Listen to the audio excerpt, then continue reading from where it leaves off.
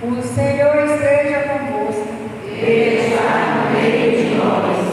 Proclamação do Evangelho de nosso Senhor Jesus Cristo, segundo João.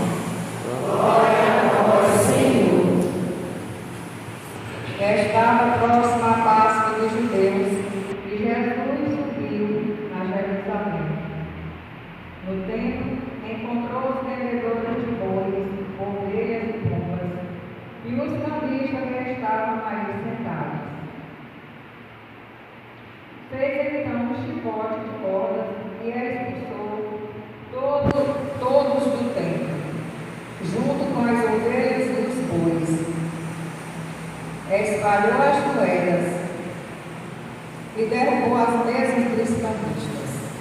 E disse aos que vendiam pombas: tirai isso daqui. Não façais da casa de meu pai uma casa de comércio.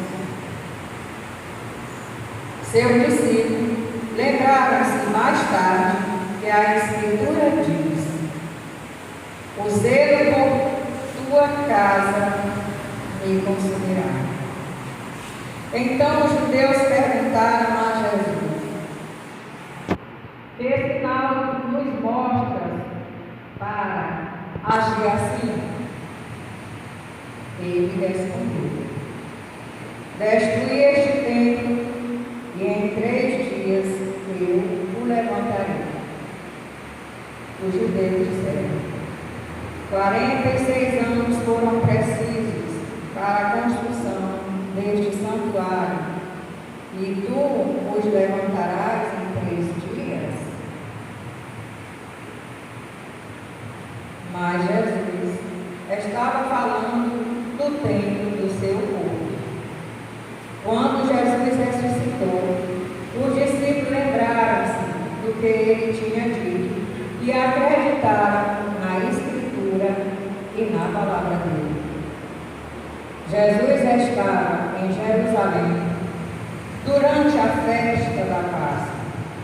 Vendo os sinais que realizava, muitos creram no seu nome.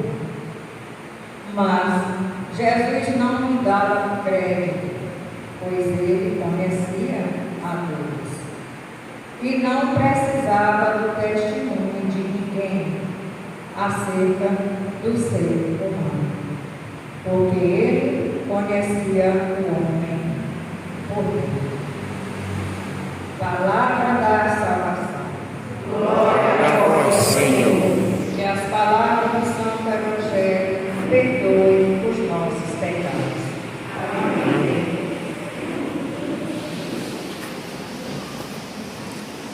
No início, quando o povo de Deus, que era poucos, era em média de 60 pessoas, por causa da fome, eles foram para o Egito.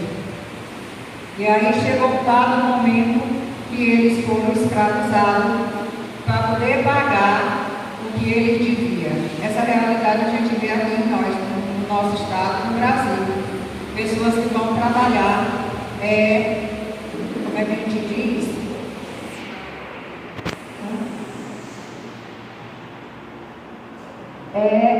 Esse trabalho escravo, que eles têm de pagar o que comem, fica enquanto nunca conseguem pagar e se tornam lá presos, como muitos já foram libertados, família libertada aqui no Maranhão e tudo mais. Então isso aconteceu lá, isso vem bem de longe essa história, né?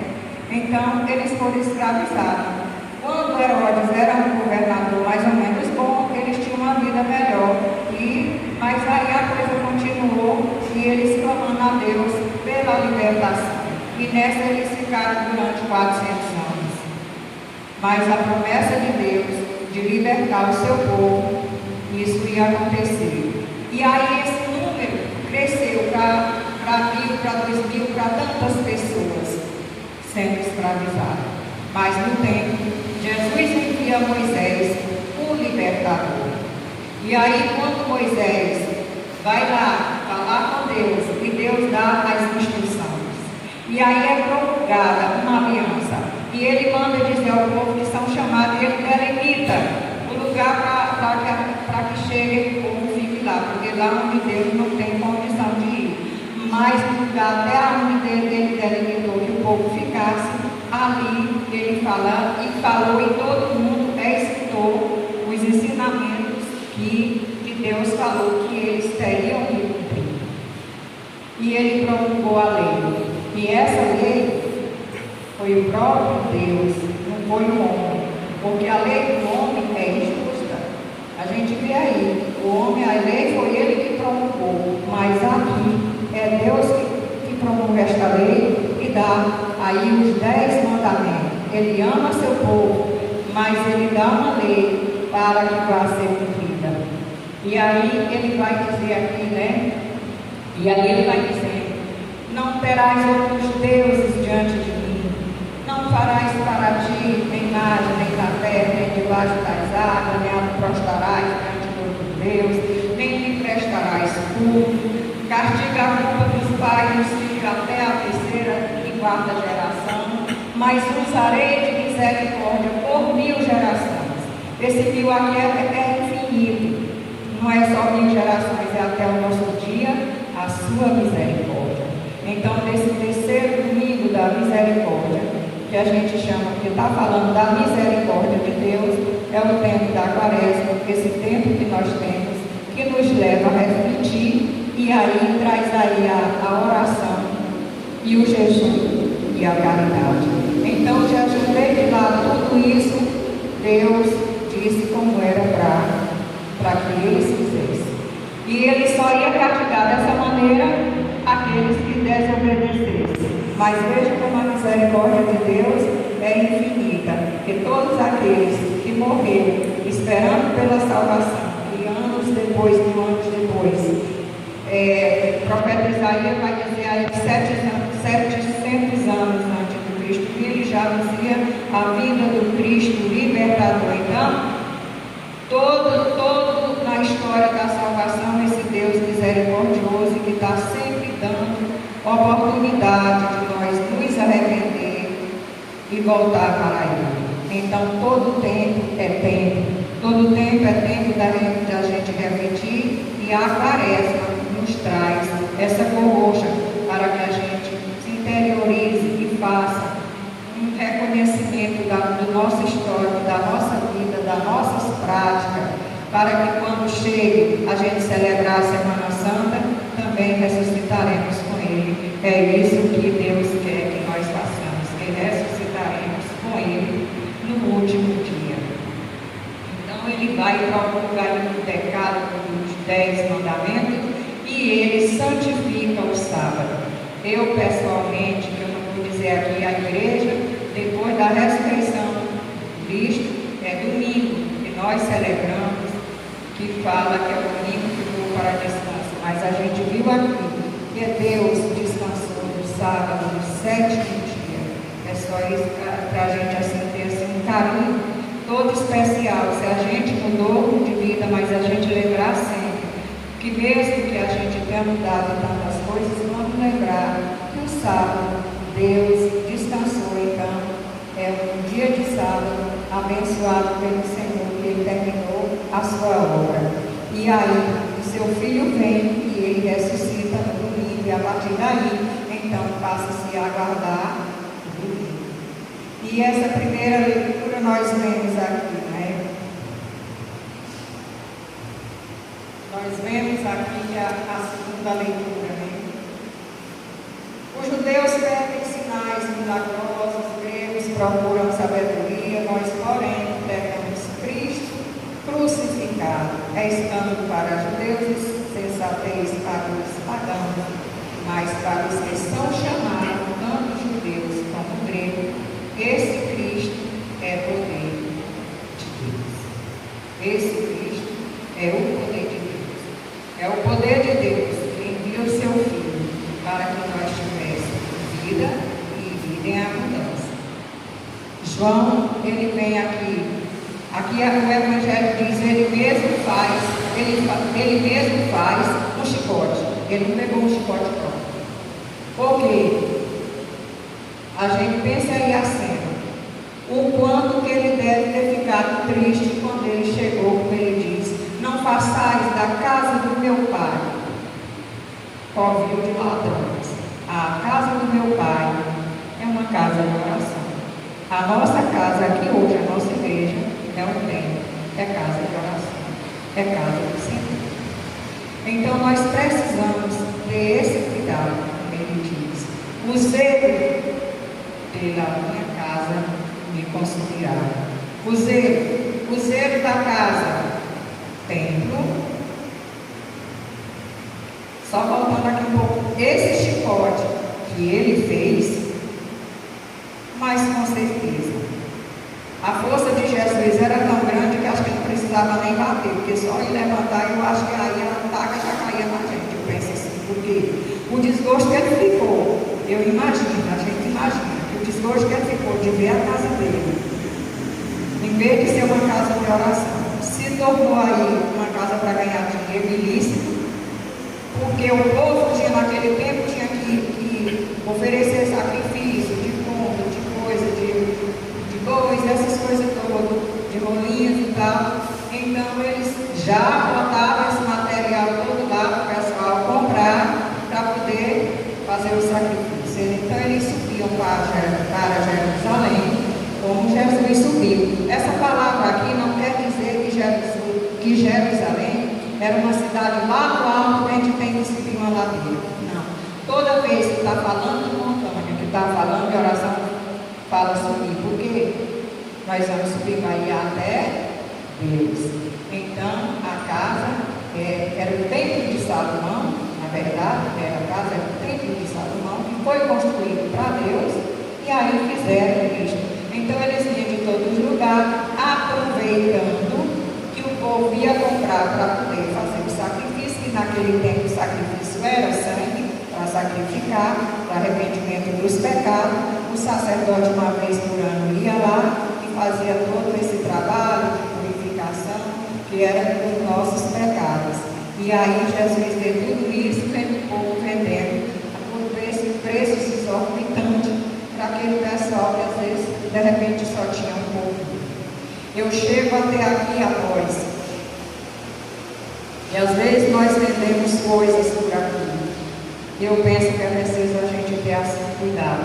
Claro que nós vendemos aqui, vende livro, vende algumas coisas, mesmo assim, é preciso a gente ter cuidado. Eu me refiro aqui ao dízimo. Está lá no livro de Malaquias.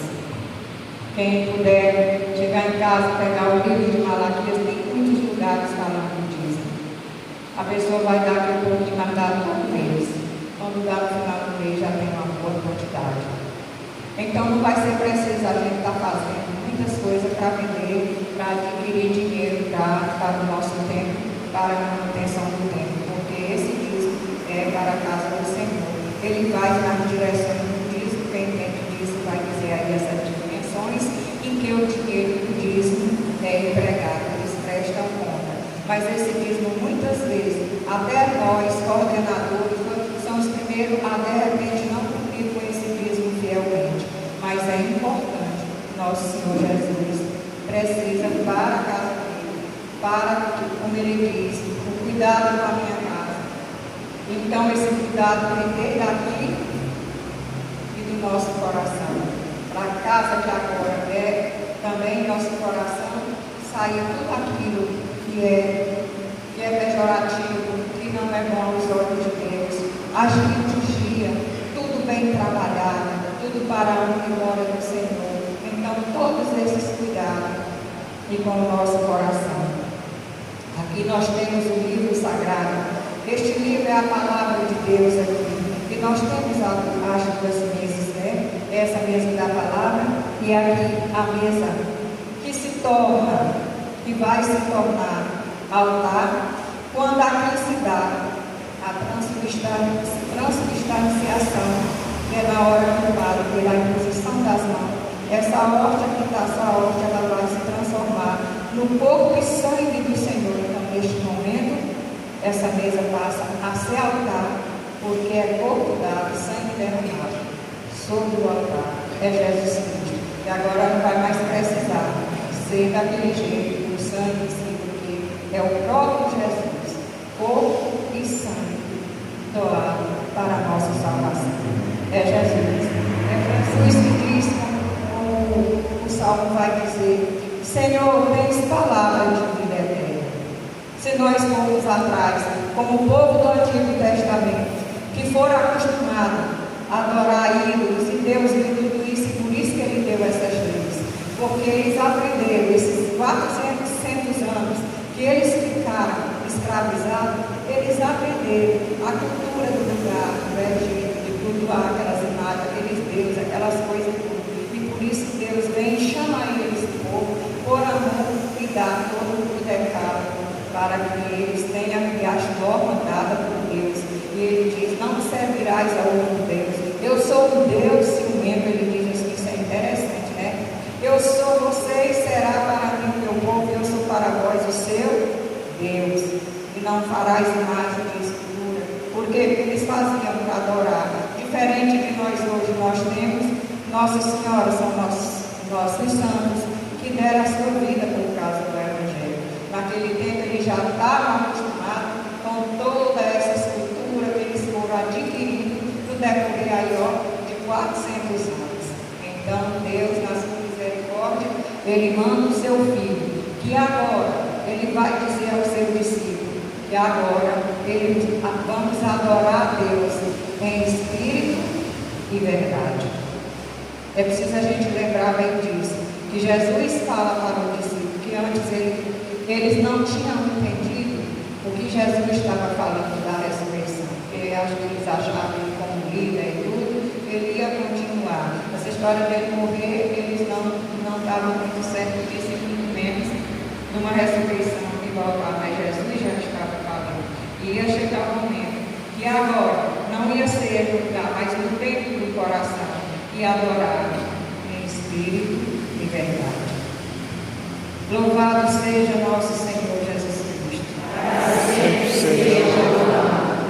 Creio em Deus Pai, Todo-Poderoso, Criador do céu e da terra, e em Jesus Cristo, seu único Filho, nosso Senhor, que foi concebido pelo poder do Espírito Santo, nasceu da Virgem Maria, padeceu sob Pôncio Pilatos, foi crucificado, morto e sepultado, desceu à mansão dos mortos, ressuscitou ao terceiro dia, subiu aos céus, está sentado à direita de Deus Pai Todo-Poderoso, onde há de julgar os vivos e os mortos. Creio no Espírito Santo, na Santa Igreja Católica, na comunhão dos santos,